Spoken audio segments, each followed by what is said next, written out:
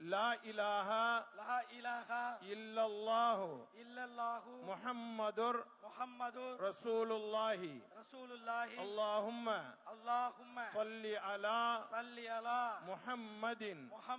وعلى آل محمد وبارك وسلم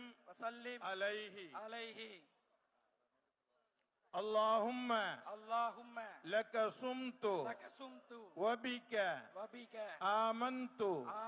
وعليك توكلت وعلى رزقك أفطرت فتقبل مني يا الله உனக்காகவே நோன்பு நோற்றோம் உன்னுடைய அருளாலேயே நோன்பை திறக்கின்றோம் எங்களுடைய நோன்பை